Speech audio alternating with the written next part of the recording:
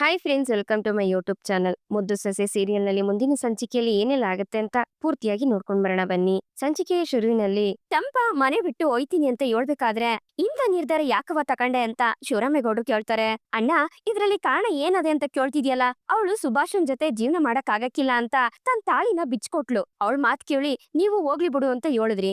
ಈಗ ಈ ಈಶ್ವರಿಯತ್ಗೆ ಸುಭಾಷನ್ಗೆ ಬೇರೆ ಮದ್ವೆ ಮಾಡ್ಬೇಕು ಅಂತ ನೋಡ್ತಾವ್ರೆ. ಹಂಗಿದ್ಮ್ಯಾಕೆ ಅವಳು ಈ ಮನೇಲಿ ಇರುಕಾದದೆ ಅಂತ ಸಾವಿತ್ರಿ ಕೇಳ್ತಾಳೆ. ಮಾವಯ್ಯ, ನೀವ್ ಒಪ್ಗೆ ಕೊಟ್ರೆ ನಾನು ಇಲ್ಲಿಂದ ಒಯ್ತೀನಿ ಅಂತ ಚಂಪಾ ಹೇಳ್ಬೇಕಾದ್ರೆ, ಏಯ್, ಏನೇ ಮಾತು ಮುಂಚೆ ಮಾವಯ್ಯ ಮಾವಯ್ಯ ಅಂತ ಕರೀತ್ಯಾ? ಯಾವತ್ತು ನನಗೂ ನಿನಗೂ ಸಂಬಂಧ ಮುಗ್ದೋಯ್ತೋ ಅವತ್ಗೆಯ ಈ ಮನೆಗೂ ನಿನ್ಗೂ ಯಾವ್ದೇ ರೀತಿ ಸಂಬಂಧ ಇಲ್ಲ ಅಂತ ಆಯ್ತು. ಮರ್ವಾದೆಯಿಂದ ಗೌಡ್ರೆ ಅಂತ ಕರಿ. ನೀನು ಮಾವಯ್ಯ ಅಂತ ಹೇಳ್ತಿದ್ದಂಗೆ ನನ್ಗ ಹಂಗೆ ಮೈಯೆಲ್ಲ ಹತ್ಕ ಉರಿತದೆ ಅಂತ ಈಶ್ವರಿ ಹೇಳ್ಬೇಕಾದ್ರೆ, ಈಶ್ವರಿ ಹೊಸ ಸುಮ್ನೆ ನಿಂತ್ಕಂದ್ಯಾ? ಅವ ಚಂಪಾ, ನಾನ್ ನಿನ್ಗೆ ಈಗಾಗ್ಲೇ ಏಳಾಗದೆ. ಏನೇ ಆದ್ರೂ ನೀನ್ ಯಾವತ್ತಿದ್ರು ಈ ಮನೆ ಸೊಸೆನೀಯ. ಇದನ್ನ ಯಾರಿಂದನೂ ಬದಲಾಯಿಸಕ್ ಆಗಕ್ಕಿಲ್ಲ ನೋಡವ. ಯಾರಿಗೆ ಮದ್ವೆ ಆಯ್ತದೋ ಬಿಡ್ತದೋ ಅದಕ್ಕೂ ನಿನ್ಗೂ ಯಾವ್ದೇ ರೀತಿ ಸಂಬಂಧ ಇಲ್ಲ. ಈ ಜೀವನದಾಗೆ ನನ್ಗೆ ಇಷ್ಟ ಇಲ್ಲ ಅಂತ ಹೇಳ್ದೋಳೆ ನೀನು. ನೀನ್ ಕೇಳ್ಕೊಂಡದಕ್ಕೆ ಅವತ್ತು ನಾನು ಅದನ್ನ ಸರಿ ಆಯ್ತು ಅಂತ ಒಪ್ಕಂದೆ. ನೋಡು, ನೀನ್ ಇವತ್ತು ಈ ಮನೆ ಬಿಟ್ಟು ಹೋಯ್ತೀನಿ ಅಂತ ಹೇಳಿದ್ರೆ ನಿನಗೂ ಈ ಮನೆಗೂ ಋಣ ತೀರೋಯ್ತು. ನೀನ್ ಈ ಮನೆ ಬಿಟ್ಟು ಹೋಗು ಅಂತ ಹೇಳೋಕೆ ನನ್ನಿಂದ ಆಗಕ್ಕಿಲ್ಲ. ಅದಕ್ಕೆ ನನ್ ಮನ್ಸು ಒಪ್ಕೊಳಕ್ಕಿಲ್ಲ. ನೋಡವ, ನಿನ್ಗೆ ಒಂದು ಒಳ್ಳೆ ಜೀವನನ ಹುಡ್ಕೊಡೋದು ನನ್ ಜವಾಬ್ದಾರಿ. ಏನೋ ನೀನು ಮೊದ್ಲು ಮದ್ವೆ ಮಾಡ್ಕೊಂಡದ್ದು ನಿನ್ಗೆ ಯಾಕೋ ಸೆಟ್ ಆಗ್ಲಿಲ್ಲ. ಈಗಿನ ಕಾಲದಾಗೆ ಅದೆಲ್ಲ ಸರ್ವೇ ಸಾಮಾನ್ಯ ಆಗೋಗದೆ. ಹಂಗಂತ ನೀನ್ ಜೀವನ ಹಾಳಾಗೋಕೆ ನಾನ್ ಬಿಟ್ಬಿಟ್ಟನೆ. ನೋಡು, ನಿನ್ಗೆ ಒಳ್ಳೆ ಹುಡುಗನ ಹುಡುಕಿ ಮದ್ವೆ ಮಾಡೋ ಜವಾಬ್ದಾರಿ ನಂದು. ನಾನ್ ಮ್ಯಾಕೆ ನಿನ್ಗೆ ನಂಬಿಕೆ ಇದ್ರೆ ನೀನು ಈ ಮನೇಲೇ ಇರು ಅಂತ ಶಿವರಾಮೇಗೌಡರು ಹೇಳ್ಬೇಕಾದ್ರೆ, ಬಾಬಾ ಇವಳೇನೋ ಓವರಾಗ್ ಆಡ್ತಾವಳೆ ಅಂತಂದ್ರೆ ಇವಳ ಜೊತೆ ಸೇರ್ಕೊಂಡು ನೀವು ಹಂಗೆ ಮಾತಾಡ್ತಿದ್ದೀರಲ್ಲ ಅಂತ ಈಶ್ವರಿ ಹೇಳ್ದಾಗ, ಈಶ್ವರಿ ಅಂತ ಶಿವರಾಮೇಗೌಡರು ರೇಗಾಡ್ತಾರೆ. ಆಗ ಈಶ್ವರಿ ಬಾಯಿ ಮುಚ್ಕ ಸೈಲೆಂಟ್ ಆಗ್ಬಿಡ್ತಾಳೆ. ನೋಡವ ಚಂಪಾ, ತೀರ್ಮಾನ ನಿನ್ ಕೈಲದೆ. ಏನ್ ಹೇಳಿಯ ಸರಿಯಾಗಿ ಹೇಳು ಅಂತ ಶಿವರಾಮೇಗೌಡರು ಕೇಳ್ಬೇಕಾದ್ರೆ, ಮಾವಯ್ಯ ನಿನ್ ಮ್ಯಾಕೆ ನನ್ಗೆ ತುಂಬಾನೇ ನಂಬಿಕೆ ಅದೆ. ಹಂಗೇನಾದ್ರೂ ನಿಮ್ ಮ್ಯಾಕೆ ನಾನು ನಂಬಿಕೆ ಇಲ್ಲ ಅಂತ ಹೇಳಿದ್ರೆ ಜೀವನದಾಗೆ ನಾನ್ ಯಾವತ್ತೂ ಉದ್ಧಾರ ಆಗಕ್ಕಿಲ್ಲ. ಆದ್ರೆ ಅದೇ ಸಮಯದಾಗೆ ನನ್ಗೆ ಈ ಮನೇಲಿ ಇರೋಕೆ ತುಂಬಾನೇ ನೋವಾಯ್ತದೆ ಮಾವಯ್ಯ. ನಾನಿಂದ ಇರೋಕ್ ಆಯ್ತಿಲ್ಲ. ನೀವು ಹೂ ಅಂದ್ರೆ ನಾನು ವಿದ್ಯಿನ್ ಜೊತೆ ಔಟ್ ಹೌಸ್ ಅಲ್ಲಿ ಇರ್ಬೋದೆ ಅಂತ ಚಂಪಾ ಕೇಳ್ಬೇಕಾದ್ರೆ ಮನೆಯವರೆಲ್ರು ಚಂಪನ್ನೇ ನೋಡ್ತಿರ್ತಾರೆ. ಅದು ಮಾವಯ್ಯ, ಇವಾಗ ವಿದ್ಯಕ್ಕ ಬೇರೆ ಬಸ್ರಿ ಆಗವ್ರೆ. ಅಲ್ಲಿ ಸರುನು ಅವಳೆ. ನಾ ಅಲ್ಗೋದ್ರೆ ವಿದ್ಯಕ್ಕನು ನೋಡ್ಕೊಂಡಂಗಾಯ್ತದೆ, ಅವ್ರಿಗೂ ಸಹಾಯ ಆಯ್ತದೆ. ಅಗ್ಲಲ್ಲಿ ನಾನು ಈ ಮನೆಗ್ ಬಂದು ಎಲ್ಲಾ ಕೆಲ್ಸಾನು ಮಾಡ್ತೀನಿ. ರಾತ್ರಿ ಹೊತ್ತೋಗಿ ವಿದ್ಯಕ್ಕನ್ ಜೊತೆ ಅಲ್ಲಿ ಉಳ್ಕತೀನಿ. ಇದಕ್ಕೆ ನೀವು ಒಪ್ಪಿಗೆ ಕೊಡ್ಬೇಕು ಅಂತ ಚಂಪಾ ಕೇಳ್ಬೇಕಾದ್ರೆ, ನೋಡವ, ನೀನು ಒಟ್ನಲ್ಲಿ ಮನೆಗ್ ಇರ್ತೀನಿ ಅಂತ ಹೇಳ್ದಲ್ಲ, ನನ್ಗ ಸಾಕು. ನೋಡವ, ನೀನ್ ಏನೇ ತೀರ್ಮಾನ ತಕಂದ್ರೋ ನಾನ್ ನಿನ್ ಜೊತೆಯಾಗಿ ನಿಲ್ತೀನಿ. ಈಗ ಆ ಮನೇಲಿ ಹೋಗಿ ಉಳ್ಕತೀನಿ ಅಂತ ಹೇಳಿದ್ದಿ, ಸರಿ ಆಯ್ತು. ನಿನ್ ಮಾತಿಗೆ ನಾನು ಬೆಲೆ ಕೊಡ್ತೀನಿ. ನೋಡವ, ಒಟ್ನಲ್ಲಿ ಒಂದ್ ಮಾತನ್ನ ಗೆಪ್ತಿ ಇಟ್ಕೋ. ನಿನ್ ಒಳ್ಳೆ ಜೀವನನ ಸೃಷ್ಟಿ ಮಾಡ್ಕೊಡೋದು ನನ್ ಜವಾಬ್ದಾರಿ. ಸರಿ, ನೀನ್ ಹೋಗಿ ಔಟ್ ಹೌಸ್ ಅಲ್ಲೇ ಉಳ್ಕವ ಅಂತ ಶಿವರಾಮೇಗೌಡ್ರು ಹೇಳ್ತಾರೆ. ಸರಿ ಮಾವಯ್ಯ ಅಂತ ಹೇಳ್ತಾ ಚಂಪಾ ತನ್ ಬ್ಯಾಗ್ ತಕಂದು ಹೋಗ್ಬೇಕಾದ್ರೆ, ಏ ಚಂಪಿ, ಔಟ್ ಹೌಸ್ ತಾನೇ ಹೋಯ್ತಿದಿ ಅಂತ ಕೇಳ್ಬೇಕಾದ್ರೆ, ಹೌದು ಅಮ್ಮಮ್ಮ, ಮಾವಯ್ಯನ್ ಮಾತ್ನ ನಾನ್ ಯಾವತ್ತು ತೆಗ್ದಾಕಿವ್ನಿ ಹೇಳಿ ಅಂತ ಹೇಳ್ತಾ ಚಂಪಾ ಅಲ್ಲಿಂದ ಹೋಯ್ತಾಳೆ. ಈ ಮನೆಯಾಗೆ ಏನ್ ನಡೀತಾದೋ ಎತ್ತ ನನ್ಗೊಂದು ಅರ್ಥ ಆಯ್ತಿಲ್ಲ. ಗೋವಿಂದು, ನಾ ರೂಮಲ್ಲಿ ಇರ್ತೀನಿ, ಏನಾದ್ರೂ ಇದ್ರೆ ಕರಿಯಪ್ಪ ಅಂತ ಹೇಳ್ತಾ ಶಿವರಾಮೇಗೌಡರು ಅಲ್ಲಿಂದ ಎದ್ದೊಯ್ತಾರೆ. ಆಗ ಈಶ್ವರಿ ಮುಖ ಒರೆಸ್ಕೊಂಡು ನಿಂತ್ಕೊಂಡಿರ್ಬೇಕಾದ್ರೆ ಅನ್ಕಂಡೆ, ಅಷ್ಟು ಸುಲಭವಾಗಿ ಚಂಪನ್ನ ನಮ್ಮ ಮನೆಯವರು ಆಚೆಗೆ ಹೋಗೋಕ್ ಬಿಟ್ಬಿಟ್ಟಾರೆ ಅಂತ ಸಾವಿತ್ರಿ ಹೇಳ್ಬೇಕಾದ್ರೆ, ಅತ್ತೆ, MLA ಮನೆಯಿಂದ ಸೊಸೆನೇನೋ ಕರ್ಕೊ ಬರ್ತೀರಾ? ಅವಳೇನಾದ್ರೂ ನಿಮ್ ಮಗನ ಹತ್ರ ಹೋಗಿ, ಏನೋ ಸುಭಾಷ, ನಿನ್ ಮೊದಲನೇ ಹೆಂಡ್ತಿನ ಹಿಂಗ್ ಇಟ್ಕೊಂಡಿದ್ಯಲ್ಲ, ಹಂಗಿದ್ಮ್ಯಾಕೆ ಎರಡನೇ ಹೆಂಡ್ತಿಯಾಗಿ ನನ್ನನ್ ಯಾಕೆ ಕರ್ಕೊ ಬಂದಿದ್ಯಾ ಅಂತ ಪ್ರಶ್ನೆ ಕೇಳಕ್ಕಿಲ್ವೇ ಅಂತ ವಿನಂತಿ ಕೇಳ್ಬೇಕಾದ್ರೆ, ಅದನ್ನ ನಾನ್ ನೋಡ್ಕೊತೀನಿ ಬಿಡೆ ಅಂತ ಈಶ್ವರಿ ರೇಗಾಡ್ತಾಳೆ. ಹೌದಾ, ಸರಿ ಬಿಡತ್ತೆ ಅಂತ ವಿನಂತಿ ಹೇಳ್ತಾಳೆ. ಆಗ ಈಶ್ವರಿ ಕೋಪ ಮಾಡ್ಕೊಂಡು ಅಲ್ಲಿಂದ ಹೋಯ್ತಾಳೆ. ಏನೇ ಅತ್ತೆ ಅನ್ನೋದು ನೋಡ್ದೆ ಇಂಥ ಪ್ರಶ್ನೆ ಕೇಳ್ಬಿಟ್ಟೆ ಅಂತ ಸಾವಿತ್ರಿ ಕೇಳ್ದಾಗ, ಏನ್ ಮಾಡಿದವ, ಅತ್ತೆಗೆ ಒಸಿ ಉರ್ಸ್ಬೇಕು ಅಂತ ಅನ್ನಿಸ್ತು, ಅದಕ್ಕೆಯ ಅಂತ ಹೇಳ್ಕೊಂಡು ವಿನಂತಿ ಖುಷಿ ಪಡ್ತಿರ್ತಾಳೆ. ಅದನ್ನ ಕೇಳಿ ಸಾವಿತ್ರಿ ಬಿದ್ದು ಬಿದ್ದು ನಗ್ತಾ ಇರ್ತಾಳೆ. ಈ ಕಡೆ ಶಿವರಾಮೇಗೌಡ್ರು ಜನರ ಹತ್ರ ಓಟ್ ಕೇಳೋಕೆ ಅಂತ ಎಲ್ಲಾ ಕಡೆ ಹೋಗ್ತಿರ್ತಾರೆ. ಹಂಗೆಯ ಜನಗಳನ್ನ ಉದ್ದೇಶಿಸಿ ಕೆಲವು ಮಾತುಗಳನ್ನ ಸಹ ಆಡ್ತಾರೆ. ಹಾಗೆ ಅವ್ರ ಪಕ್ಷದಿಂದ ಮಾಡಿರೋ ಸಾಧನೆಗಳನ್ನು ಹೇಳ್ಕೊಂಡು ತುಂಬಾನೇ ಖುಷಿ ಪಡ್ತಿರ್ತಾರೆ. ಅದನ್ನ ಕೇಳಿ ಜನಗಳೆಲ್ಲ ಚಪ್ಪಾಳೆ ಹೊಡಿತಿರ್ತಾರೆ. ಇದನ್ನೆಲ್ಲ ಕವರ್ ಮಾಡೋದಕ್ಕೆ ಮೀಡಿಯಾದವರು ಸಹ ಬಂದಿರ್ತಾರೆ. ಸರ್, ಇಲ್ಲಿ ಎಲ್ಲಾದ್ರೂ ಟೀ ಅಂಗಡಿ ಇದ್ರೆ ಅಲ್ಲಿ ಹೋಗಿ ಟೀ ಮಾಡಿ ನೀವು ಇಲ್ಲಿರೋ ಜನಗಳಿಗೆಲ್ಲ ತಮ್ಮ ಕೈಯಾರೆ ಟೀ ಮಾಡಿ ಕೊಟ್ರೆ ಅವರು ಖುಷಿ ಪಡ್ತಾರಲ್ವಾ ಅಂತ ಮೀಡಿಯಾದವರು ಕೇಳ್ಬೇಕಾದ್ರೆ, ಅಯ್ಯೋ ನೀನೇನಮ್ಮ, ಅದೆಲ್ಲ ಆಪೋಸಿಟ್ ಪಾರ್ಟಿ ಅವ್ರು ಮಾಡೋ ಕೆಲ್ಸಗಳು. ನನ್ನನ್ನು ಹೋಗಿ ಅದನ್ನ ಮಾಡು ಅಂತ ಹೇಳ್ತಿದ್ಯಲ್ಲಮ್ಮ ಅಂತ ಹೇಳ್ಕೊಂಡು ಶಿವರಾಮೇಗೌಡರು ನಗ್ತಿರ್ತಾರೆ. ಸರ್, ಜನಸಾಮಾನ್ಯ ಕಷ್ಟಕ್ಕೆ ಆಗೋಂತ ಒಳ್ಳೆ ಮಂತ್ರಿಗಳು ಅಂತ ಒಳ್ಳೆ ಹೆಸರನ್ನ ತಗೊಂಡಿದೀರಾ. ನಮ್ಗೂ ನಿಮ್ ಬಗ್ಗೆ ಹೊಗಳೋದಕ್ಕೆ ಇನ್ನು ಜಾಸ್ತಿ ವಿಷಯ ಬೇಕು ಸರ್, ಅದಕ್ಕೆ ಕೇಳ್ತಾ ಇದೀವಿ ಅಂತ ಪ್ರೆಸ್ ರಿಪೋರ್ಟರ್ಗಳು ಹೇಳಿದಾಗ ಅಷ್ಟೇ ತಾನೇ, ಮಾಡಿದ್ರಾಯ್ತು ಅಂತ ಹೇಳ್ತಾ ಶಿವರಾಮೇಗೌಡ್ರು ಗೋವಿಂದನ ಹತ್ರ ಕರೆದು ಇಲ್ಲೇ ಎಲ್ಲಾದ್ರೂ ಹತ್ರದಲ್ಲಿ ಟೀ ಅಂಗಡಿ ಇದ್ರೆ ಹೇಳು ಅಂತ ಹೇಳ್ತಾರೆ. ಆಗ ಗೋವಿಂದು ತಮಗ್ ಗೊತ್ತಿರೋ ಅಂತ ವ್ಯಕ್ತಿನ ಹತ್ರ ಕರೆದು ಅಲ್ಲೇ ಹತ್ರದಲ್ಲಿರೋ ಹೋಟೆಲ್ಗೆ ಈ ವಿಷಯನ ಹೋಗಿ ಸುದ್ದಿ ಮುಟ್ಸು ಅಂತ ಹೇಳ್ತಾರೆ. ಆಗ ಆ ವ್ಯಕ್ತಿ ಓಡೋಗಿ ವಿದ್ಯಾ ಇರೋ ಅಂತ ಹೋಟ್ಲಿಗೆನೆ ಈ ವಿಷಯನ ಮುಟ್ಸ್ತಾನೆ. ಮಂತ್ರಿಗಳು ಬರ್ತಾರಲ್ಲ ಅಂತ ಖುಷಿಯಿಂದ ವಿದ್ಯಾ ಕೆಲ್ಸ ಮಾಡ್ತಿರೋ ಹೋಟ್ಲು ಓನರು ಮತ್ತೆ ಅಲ್ಲಿ ಕೆಲ್ಸ ಮಾಡೋರೆಲ್ರು ಆಚೆ ಬಂದು ನಿಂತ್ಕೊಂಡಿರ್ತಾರೆ. ಹಾಗೆ ಆ ವ್ಯಕ್ತಿ ಬಂದು ಗೋವಿಂದ್ ಹತ್ರ ಓನರ್ ಹತ್ರ ಎಲ್ಲ ವಿಷಯ ಮಾತಾಡಿದೀನಿ ಅಂತ ಹೇಳಿದಾಗ ಒಳ್ಳೇದಾಯ್ತು ಅಂತ ಹೇಳ್ತಾ ಶಿವರಾಮೇಗೌಡ್ರ ಹತ್ರ ಹೋಗಿ ಗೋವಿಂದನು ಈ ವಿಷಯನ ತಲುಪಿಸ್ತಾನೆ. ಆಗ ಶಿವರಾಮೇಗೌಡ್ರು ಟೀ ಮಾಡೋದಿಕ್ಕೆ ಶುರು ಮಾಡ್ತಾರೆ. ತಾವೇ ಖುದ್ದಾಗಿ ನಿಂತ್ಕೊಂಡು ಟೀ ಮಾಡಿ ಲೋಟಕ್ಕೆಲ್ಲ ಟೀ ಹಾಕ್ಬೇಕಾದ್ರೆ ಏನಾಗುತ್ತೋ ಏನೋ, ವಿದ್ಯಾ ಬೇರೆ ಇಲ್ಲೇ ಅವಳಲ್ಲ ಅಂತ ಆ ಹೋಟ್ಲು ಓನರ್ ಟೆನ್ಷನ್ ಮಾಡ್ಕತಿರ್ತಾರೆ. ಆಗ ಅಲ್ಲಿ ಕೆಲಸ ಮಾಡ್ತಿರೋ ವಿದ್ಯಾ ಸಡನ್ ಆಗಿ ಶಿವರಾಮೇಗೌಡನ ನೋಡಿ ಶಾಕ್ ಆಯ್ತಾಳೆ. ಅಯ್ಯೋ, ಮಾವಯ್ಯ ಇಲ್ಲಿಗ್ ಬರ್ತಾರೆ ಅಂತ ನನ್ಗೆ ಗೊತ್ತೇ ಇಲ್ವಲ್ಲ, ಏನ್ ಮಾಡುದು ಅಂತ ಭಯದಿಂದ ಒದ್ದಾಡ್ತಿರ್ತಾಳೆ. ಆಗ ಶಿವರಾಮೇಗೌಡ್ರು ಒಂದ್ ಪ್ಲೇಟ್ ಅಲ್ಲಿ ಟೀನೆಲ್ಲ ಜೋಡಿಸ್ತಿರ್ತಾರೆ. ಆಗ ಪ್ರೆಸ್ ರಿಪೋರ್ಟರ್ಗಳೆಲ್ಲ ಮಂತ್ರಿಗಳು ಜನರಿಗೆ ಅಂತ ಟೀ ಮಾಡ್ಕೊಡ್ತಾ ಇದಾರೆ, ಅವ್ರು ಮಾಡ್ತಿರೋ ಟೀನ ಕುಡಿಯೋದಿಕ್ಕೆ ಎಲ್ರು ತುಂಬಾನೇ ಕಾಯ್ತಾ ಇದಾರೆ ಅಂತ ಪ್ರೆಸ್ ರಿಪೋರ್ಟರ್ಗಳು ಹೇಳ್ಬೇಕಾದ್ರೆ ನೋಡವ ಟೀ ರೆಡಿ ಆಯ್ತು ಅಂತ ಶಿವರಾಮೇಗೌಡ್ರು ಹೇಳ್ತಾರೆ. ಸರ್, ಹೋಟೆಲ್ ಅಲ್ಲಿ ಯಾರಾದ್ರೂ ಸರ್ವರ್ ಇದ್ರೆ ಕರೀರಿ, ಅವ್ರು ಈ ಟೀನೆಲ್ಲ ಹಂಚ್ಲಿ ಅಂತ ಆ ರಿಪೋರ್ಟರ್ ಹೇಳ್ತಾಳೆ. ಸರಿ ಆಯ್ತಮ್ಮ ಅಂತ ಶಿವರಾಮೇಗೌಡ್ರು ಹೇಳ್ದಾಗ ಆ ರಿಪೋರ್ಟರ್ ಹೋಗಿ ಹೋಟ್ಲು ಓನರ್ ಅನ್ನ ಕೇಳ್ತಾಳೆ. ಸರ್, ಇವತ್ತು ಯಾರಾದ್ರೂ ಲೇಡಿ ಸರ್ವರ್ ಇದ್ರೆ ಕಳ್ಸಿ, ಅವರೇ ಟೀನ ಹಂಚ್ಲಿ ಅಂತ ಆ ರಿಪೋರ್ಟರ್ ಹೇಳ್ಬೇಕಾದ್ರೆ ಅಯ್ಯಯ್ಯೋ ಏನ್ ಮಪ್ಪ ಮಾಡೋದಿವಾಗ, ಇವತ್ತು ಹೋಟ್ಲಲ್ಲಿರೋದು ಹುಡುಗಿ ಅಂತ ವಿದ್ಯಾ ಒಬ್ಳೆಯ, ಅವಳೇನಾದ್ರೆ ಇಲ್ಲಿಗ್ ಬಂದ್ರೆ ಏನಾದ್ರೂ ಹೆಚ್ಚು ಕಮ್ಮಿ ಆದ್ರೆ ಏನಪ್ಪಾ ಮಾಡೋದು, ಅದು ಅಲ್ದೆ ವಿದ್ಯಾ ಮಂತ್ರಿಗಳ ಸೊಸೆ ಬೇರೆ, ಆ ಹುಡ್ಗಿನ ಹೆಂಗ್ ಕರಿಯೋದು ಅಂತ ಆ ಓನರ್ ಹಿಂದೆ ಮುಂದೆ ನೋಡ್ತಾ ಇರ್ತಾರೆ.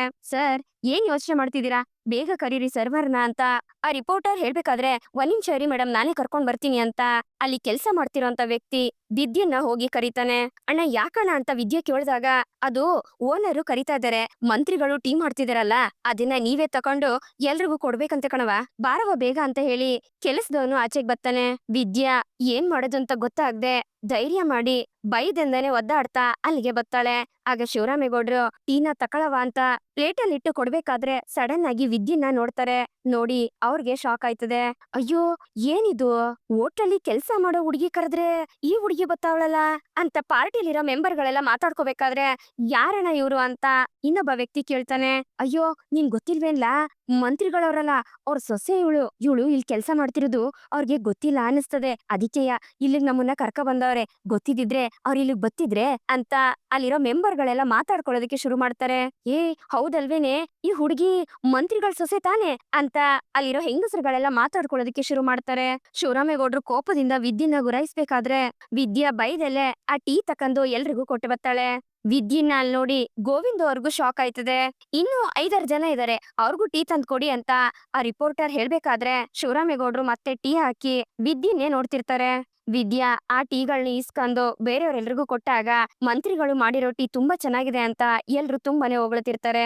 ನೋಡೋಕೆ ಎಷ್ಟು ಚಂದಾಗದೆ, ಮಾವ ಟೀ ಮಾಡಿದ್ರೆ ಸೊಸೆ ಎಲ್ರಿಗೂ ತಂದ್ಕೊಡ್ತಾವಳೆ ಅಂತ ಅಲ್ಲಿರೋ ಮೆಂಬರ್ಗಳು ಮಾತಾಡ್ಕೊಳ್ಬೇಕಾದ್ರೆ ಹೌದಾ ನಿಜನಾ, ಈ ಹುಡುಗಿ ಮಂತ್ರಿಗಳ ಸೊಸೆನಾ ಅಂತ ಜನಗಳೆಲ್ಲ ಮಾತಾಡ್ತಿರ್ತಾರೆ. ಇದರಿಂದ ಶಿವರಾಮೇಗೌಡರಿಗೆ ತುಂಬಾನೇ ಕೋಪ ಬರ್ತದೆ. ಗೌಡ್ರೆ, ಈ ಹುಡುಗಿ ನಮ್ಮನೆ ಸೊಸೆ ತಾನೆ ಅಂತ ಅಲ್ಲಿರೋ ಪಾರ್ಟಿ ಮೆಂಬರ್ಗಳು ಕೇಳ್ಬೇಕಾದ್ರೆ ಇದರಿಂದ ಗೋವಿಂದಗೂ ಬೇಜಾರಾಯ್ತದೆ. ಆಗ ಪಾರ್ಟಿಲಿರೋ ಮೆಂಬರ್ಗಳು ಮತ್ತೆ ಜನಗಳನ್ನೆಲ್ಲ ಅಲ್ಲಿರೋ ರಿಪೋರ್ಟರ್ ಹೋಗಿ ಮಾತಾಡಿಸ್ತಾ ನಿಮ್ಗೆ ಹೇಗ್ ಅನ್ನಿಸ್ತು ಅಂತ ವಿಚಾರಿಸ್ಬೇಕಾದ್ರೆ ಮಂತ್ರಿಗಳು ತುಂಬಾ ಚೆನ್ನಾಗಿ ಟೀ ಮಾಡವ್ರೆ ಅಂತ ಎಲ್ರು ಹೊಗಳ್ತಿರ್ತಾರೆ. ಒಂದ್ ಕಡೆ ಅಲ್ಲಿರೋ ಜನ ಎಲ್ಲ ಶಿವರಾಮೇಗೌಡ್ರನ್ನ ಹೊಗಳ್ತಿದ್ರೆ ಇನ್ನೊಂದ್ ಕಡೆ ವಿದ್ಯನ್ನ ನೋಡಿ ಅವ್ರಿಗೆ ತುಂಬಾನೇ ಅವಮಾನ ಆದಂಗ ಅನ್ನಿಸ್ತಾ ಇರ್ತದೆ. ಆದ್ರೂ ಆ ಕೋಪನ ಎಲ್ರು ಮುಂದೆನೂ ತೋರ್ಸಕ್ಕಾಗ್ದೆ ಹಂಗೆ ನುಂಗ್ಕೊಂಡು ಎಲ್ರು ಮುಂದೆ ನಗ್ನಗ್ತಾನೆ ಶಿವರಾಮೇಗೌಡ್ರು ಇರ್ತಾರೆ. ಏಯ್ ಏನ್ ಮಾಡ್ತಿದೀ ಇಲ್ಲಿ ನೀನು ಅಂತ ಶಿವರಾಮೇಗೌಡ್ರು ಕೋಪದಿಂದ ಕೇಳ್ಬೇಕಾದ್ರೆ ಮಾವಯ್ಯ, ನಾನ್ ಇಲ್ಲೇಯ ಪಾರ್ಟ್ ಟೈಮ್ ಕೆಲ್ಸ ಮಾಡ್ತಿರೋದು, ಒತ್ತಾರೆ 5 ಗಂಟೆಯಿಂದ 7 ಗಂಟೆವರೆಗೂ ಕೆಲ್ಸ ಮಾಡ್ತೀನಿ, ಮತ್ತೆ ಸಾಯಂಕಾಲ 5 ಗಂಟೆಯಿಂದ ರಾತ್ರಿ 10 ಗಂಟೆವರೆಗೂ ಕೆಲ್ಸ ಮಾಡ್ತೀನಿ ಅಂತ ವಿದ್ಯೆ ಹೇಳ್ಬೇಕಾದ್ರೆ ಶಿವರಾಮೇಗೌಡ್ರಿಗೆ ಕೋಪ ಬತ್ತಿರ್ತದೆ. ನೋಡವ ಮುಗಿತೆ ಇನ್ನೂ ಇದದೆ ಅಂತ ಶಿವರಾಮೇಗೌಡ್ರು ರಿಪೋರ್ಟರ್ನ ಕೇಳಿದಾಗ ಸರ್ ಇಷ್ಟು ಸಾಕು ಸರ್ ಅಂತ ಆ ರಿಪೋರ್ಟರ್ ಹೇಳ್ತಾಳೆ. ಸರಿ ಆಯ್ತು ಗೋವಿಂದು, ಅವ್ರಿಗೆ ದುಡ್ಡು ಕೊಡು ಅಂತ ಶಿವರಾಮೇಗೌಡ್ರು ಹೇಳ್ದಾಗ ಗೋವಿಂದು ಹೋಗಿ ಹೋಟ್ಲು ಓನರ್ಗೆ ದುಡ್ಡು ಕೊಡ್ತಾರೆ. ಸರಿ ನಾನಿನ್ ಬರ್ತೀನಿ, ಈ ಶಿವರಾಮೇಗೌಡ ಯಾವಾಗ್ಲೂ ಜನಗಳಿಗೆ ಸಹಾಯ ಮಾಡಕ್ಕೆ ಅಂತ ಕಾಯ್ತಿರ್ತಾನೆ. ನಿಮ್ಗೇನಾದ್ರೂ ಸಹಾಯ ಬೇಕಿದ್ರೆ ಕೇಳಿ ಅಂತ ಹೇಳ್ತಾ ಶಿವರಾಮೇಗೌಡ್ರು ಕೋಪದಿಂದ ವಿದ್ಯೆನೆ ಗುರಾಯಿಸ್ಕೊಂಡು ಅಲ್ಲಿಂದ ಹೋಯ್ತಾರೆ.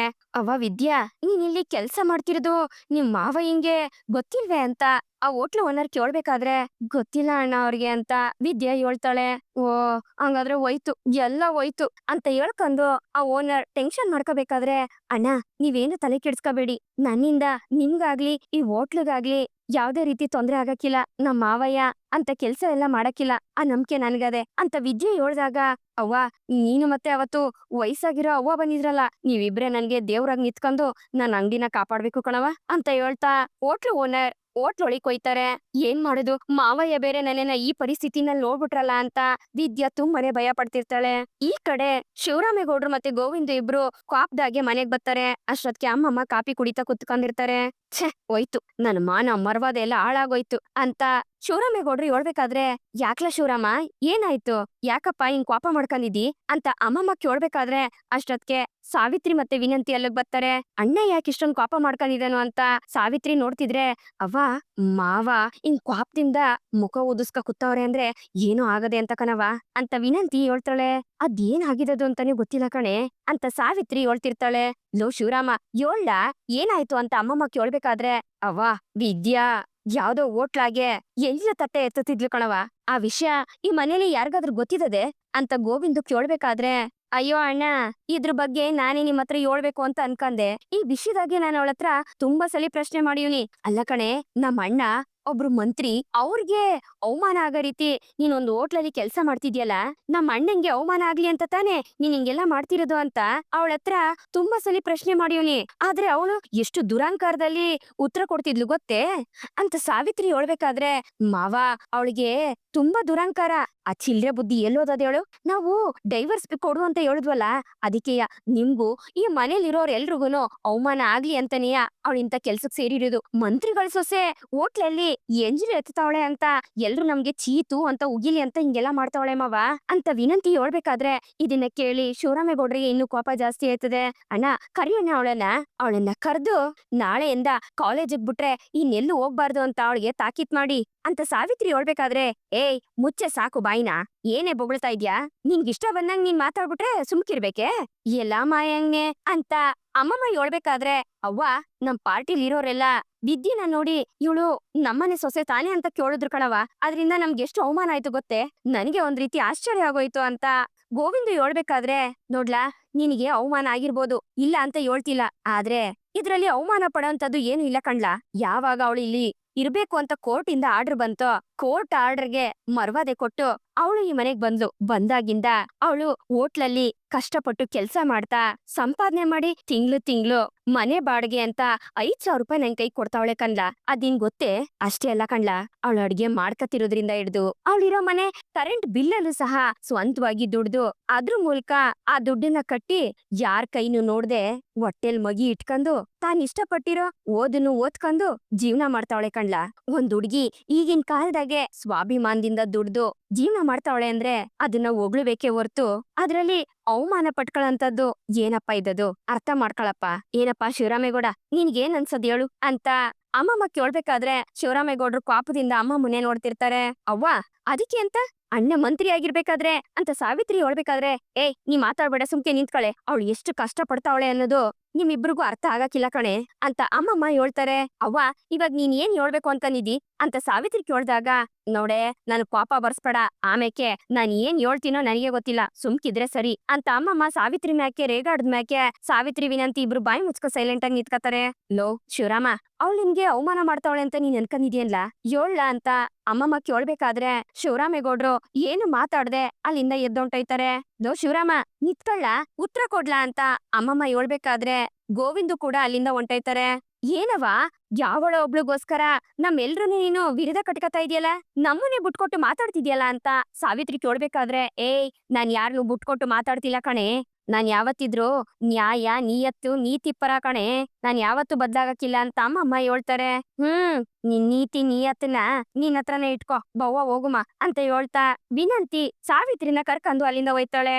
ನಿಮ್ಗೆ ಯಾವತ್ತು ಅವಳು ಒಳ್ಳೆ ಮನ್ಸು ಅರ್ಥನೇ ಆಗಕ್ಕಿಲ್ಲ, ಪಾಪ ನಮ್ ವಿದ್ಯಾ ಅಂತ ಹೇಳ್ಕೊಂಡು ಅಮ್ಮಮ್ಮ ತುಂಬಾನೇ ಬೇಜಾರ್ ಮಾಡ್ಕತಿರ್ತಾರೆ. ಮಾಡ್ತಿರ್ತಾರೆ. ಈ ಕಡೆ ವಿದ್ಯಾ ಕೆಲ್ಸ ಮುಗಿಸಿ ಮನೆ ಬಂದಾಗ ಸರು ಅವಳಿಗೆ ಕುಡಿಯೋದಿಕ್ಕೆ ನೀರ್ ತಂದ್ ಕೊಡ್ತಾಳೆ.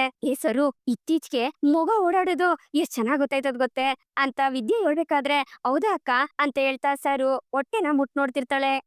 ಈ ಕಡೆ ಇದೆ ನೋಡೆ ಅಂತ ವಿದ್ಯೆ ಹೇಳ್ದಾಗ ಸರು ಹೊಟ್ಟೆ ಮುಟ್ಟಿ ತುಂಬಾನೇ ಖುಷಿ ಪಡ್ತಿರ್ತಾಳೆ. ಅಕ್ಕ, ನಿನ್ಗೆ ಮಗ ಆಗೋ ಟೈಮ್ಗೆ ನೀನ್ ಎಲ್ಲಾ ಸಮಸ್ಯೆನೂ ಸರಿ ಹೋಗಿ ಏನಾದ್ರೂ ಒಳ್ಳೆ ತೀರ್ಪು ಸಿಗ್ತದೇನೋ ನೋಡ್ಬೇಕು ಅಂತ ಸರು ಹೇಳ್ಬೇಕಾದ್ರೆ, ನೋಡೆ ನನ್ಗೆ ಯಾವ ತೀರ್ಪು ಸಿಕ್ಕದೆ ಅಂತ ನಾನು ನೋಡ್ತಾ ಇಲ್ಲ. ಅದಕ್ಕೋಸ್ಕರ ನಾನ್ ಇಲ್ಲಿ ಉಳ್ಕೊಂಡಿಲ್ಲ ಸರು. ನನ್ ಮನ್ಸಲ್ಲಿರೋದು ಒಂದೇ ಒಂದ್ ವಿಷಯ. ಇಡೀ ಊರವ್ರ ಮುಂದೆ ನನ್ಗೆ ಅವಮಾನ ಮಾಡಿದ್ರಲ್ಲ ನಿಮ್ ಭಾವ, ಬಾಯಿಗ್ ಬಂದಂಗೆ ಕೆಟ್ ಮಾತೆಲ್ಲ ಆಡಿದ್ರಲ್ಲ, ನನ್ ಮಗನ ಕೈಯಲ್ಲಿ ಹಿಡ್ಕೊಂಡು ಇದು ನನ್ ಮಗ, ನಾನೇ ಈ ಮಗಿಗಪ್ಪ ಅಂತ ಅವ್ರ ಬಾಯಾರೆ ಹೇಳ್ಬೇಕು. ನನ್ಗ್ ಬೇಕಾಗಿರೋದು ಅದೇಯ. ಹಂಗೇನಾದ್ರೂ ಅವ್ರು ಹೇಳಿದ್ರೆ ನನ್ಗ ಸಾಕು. ಅದಾದ್ಮೇಕೆ ಈ ಮನೆ ಕಡೆನೂ ತಲೆ ಹಾಕಿ ನಾನ್ ಬರಕಿಲ್ಲ ಅಂತ ವಿದ್ಯೆ ಹೇಳ್ತಾಳೆ. ಅಕ್ಕ, ಅವಾಗ್ ನಡೆಯೋದ್ರ ಬಗ್ಗೆ ನೀನ್ ಇವಾಗ ಯಾಕೆ ಮಾತಾಡಿಯೇ ಹೇಳು. ಭಾವ ಮುಂಚಿನ ತರ ಇಲ್ಲ ಅಕ್ಕ, ಅವ್ರು ತುಂಬಾನೇ ಬದ್ಲಾಗವ್ರೆ. ಸುಮ್ಕೆ ನೀನ್ ಅವ್ರ ಮ್ಯಾಕೆ ತಪ್ಪ ಹೇಳ್ಬೇಡ. ನೋಡು, ನೀನ್ ಹುಟ್ಟಬ್ಬ ಅಂತ ಹೇಳಿ ಅವ್ರು ಆಶ್ರಮದಲ್ಲಿರೋ ಮಕ್ಳಿಗೆ ಊಟ ಹಾಕಿಸ್ಲಿಲ್ವೇ, ಅದ್ರಲ್ಲಿ ನಿನ್ ಗೊತ್ತಾಗಕ್ಕಿಲ್ವೇ? ಆದ್ರೂ ಭಾವನೆಯ ಬಂದು ನಿನ್ಗೆ ಹುಟ್ಟಹಬ್ಬ ಶುಭಾಶಯ ಹೇಳಿದಿದ್ರೆ ನನ್ಗಿನ್ನೂ ಶಾನೆ ಖುಷಿ ಆಯ್ತಿತ್ತು. ಏನ್ ಮಾಡುದು, ಅದು ಒಂದೇ ಆಗ್ಲಿಲ್ಲ. ಅದ್ರಿಂದ ನನ್ಗೊಸಿ ಬೇಜಾರಾಯ್ತಾ ಇದೆ. ನಿನ್ ಗಂಡ ಬಂದು ನಿನ್ಗೆ ಹುಟ್ಟದಬ್ಬ ಶುಭಾಶಯ ಹೇಳಿಲ್ಲ ಅಂತ ನಿನ್ ಮನ್ಸಿಗೂ ಬೇಜಾರಾಗಿರ್ತದಲ್ವೇ? ಹೇಳಕ್ಕ ಅಂತ ಸರು ಕೇಳ್ದಾಗ, ಸರು ಅವ್ರು ನನ್ಗೆ ಹುಟ್ಟದಬ್ಬ ಶುಭಾಶಯ ಹೇಳಿದ್ರು ಅಂತ ವಿದ್ಯೆ ಹೇಳ್ದಾಗ ಅದನ್ನ ಕೇಳಿ ಸರುಗೆ ಆಶ್ಚರ್ಯ ಆಯ್ತದೆ. ಏನಕ್ಕ ಹೇಳ್ತಿದಿ, ನಿಜನಾ? ಯಾವಾಗಕ್ಕ ಅಂತ ಸರು ಕೇಳ್ದಾಗ, ಅದು 11:59 ನನ್ನ ಹತ್ರಕ್ ಬಂದು ಹುಟ್ಟದಬ್ಬ ಶುಭಾಶಯ ಅಂತ ಹೇಳಿದ್ರು ಕಣೆ ಅಂತ ವಿದ್ಯೆ ಹೇಳ್ದಾಗ ಅದನ್ನ ಕೇಳಿ ಸರುಗೆ ತುಂಬಾನೇ ಖುಷಿ ಆಯ್ತದೆ. ಅಷ್ಟೊತ್ಗೆ ಭದ್ರನ್ ಗಾಡಿ ಸೌಂಡ್ ಆಯ್ತದೆ. ಭಾವ ಬಂದ್ರು ಅಂತ ಹೇಳ್ತಾ ಸರು ಆಚೆಗೆ ಓಡೈತಾಳೆ. ಅಯ್ಯಯ್ಯೋ, ಇವಳು ಬೇರೆ ಹೋಗಿ ಈಗ ಏನ್ ಕೇಳಾಳೋ ಏನೋ ಗೊತ್ತಿಲ್ವೇ ಅಂತ ವಿದ್ಯಾ ತಲೆ ಕೆರೆಸ್ಕೊತಾ ಭದ್ರ ಮನಿ ಕಳಿಕೆ ಅಂತ ತಯಾರ್ ಮಾಡ್ಬೇಕಾದ್ರೆ, ಬಾವ ನಿಮ್ಗೆ ಊಟ ಹಾಕೊಡನೆ ಅಂತ ಸರು ಕೇಳ್ತಾಳೆ.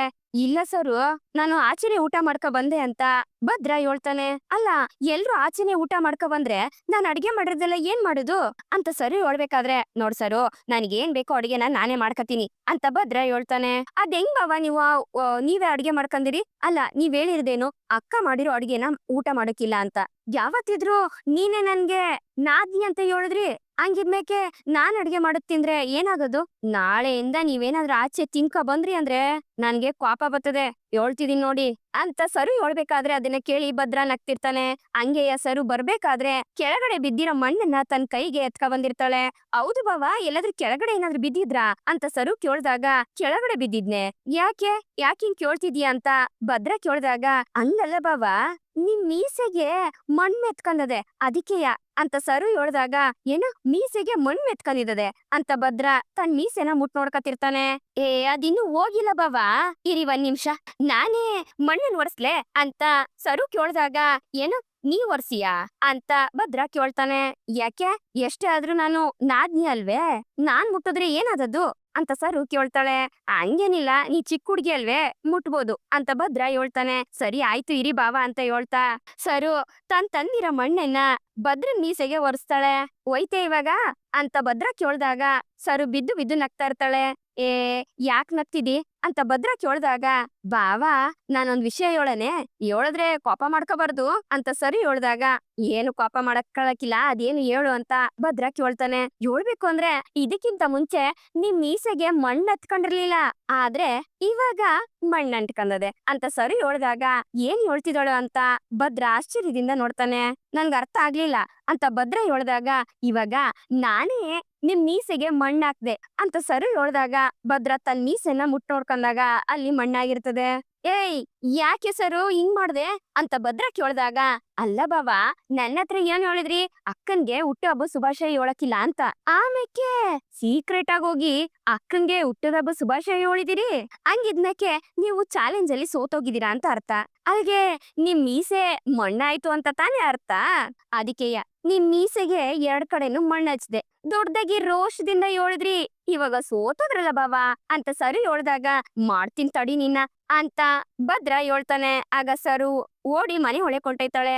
ಆಗ ಭದ್ರ ತನ್ನ ಮೀಸೆಗೆ ಅಂಟಿರೋ ಮಣ್ಣಿನ ಒರೆಸ್ಕೊಂಡು ನಗ್ತಿರ್ತಾನೆ. ಬರ್ತಾ ಹುಡುಗಾಟ ಜಾಸ್ತಿ ಆಯ್ತು ಅಂತ ಹೇಳ್ಕೊಂಡು ಭದ್ರ ನಗ್ತಾ ಹಾಗೆ ಕುತ್ಕತಾನೆ. ಇಲ್ಲಿಗೆ ಈ ಒಂದು ಎಪಿಸೋಡ್ ಮುಗಿಯುತ್ತೆ. ಮತ್ತೆ ಇಂಟ್ರೆಸ್ಟಿಂಗ್ ಎಪಿಸೋಡ್ ನೊಂದಿಗೆ ನಿಮ್ ಮುಂದೆ ಬರ್ತೀನಿ.